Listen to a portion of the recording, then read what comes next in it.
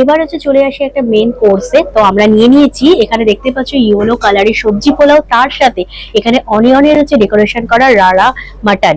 আর এখানে মাটনের পিসটা তোমাদের একটু দেখিয়ে দিই, জাস্ট শর্ট, এখানে কিন্তু অনেকগুলো পিস আছে। আর এখানকার রিভিউ একটু শর্ট একটা রিভিউ দেবো, টেস্ট কিরকম, ডেকোরেশনটা দেখে মনে হচ্ছে টেস্ট তো খুব ভালো হবে।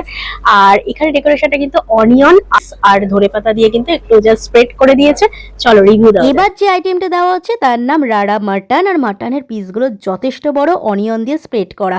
আর এই অ্যালুমিনিয়ামের হাঁড়ি থেকে কিন্তু বেরোচ্ছিল সবজি পোলাও, যেটা টেস্ট ছিল জাস্ট ফাটাফাটি, আর দেখতেও কিন্তু হলুদ হলুদ। এসেছি আমরা মিচ মশলা রেস্টুরেন্টের আরেকটা সিগনেচার ডিশে।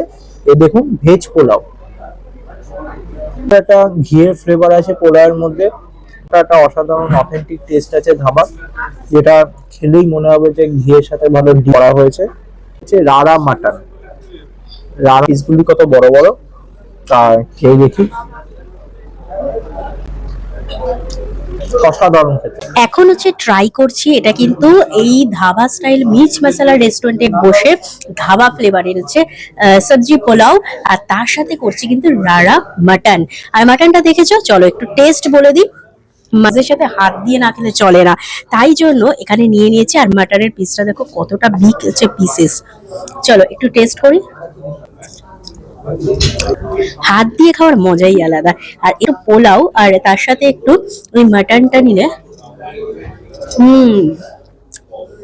মুখে দিতে মাটন এমনি ভালো লাগে, কিন্তু এর মতো একটু মাখা মাখা করে মাটনটা করেছে, মানে গ্রেভিটা। আর তার সাথে দেখো এখানে যে পেঁয়াজটা কিন্তু এমনি পেঁয়াজ নয়, এটা কিন্তু একটু টক টক ফ্লেভারের হচ্ছে, একটু ফ্লেভার আছে। তো তার সাথে অবশ্যই রাড়া মাটন আইটেমটা কিন্তু ফ্লেভারটা অসাধারণ, এটা ট্রাই করো, অসাধারণ টেস্ট।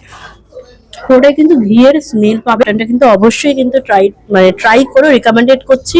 এখানে নতুন কিছু ব্লগ নিয়ে তোমাদের আসবো, আর আসতেই হবে মিচ মাস্টার রেস্টুরেন্ট অ্যান্ড বার।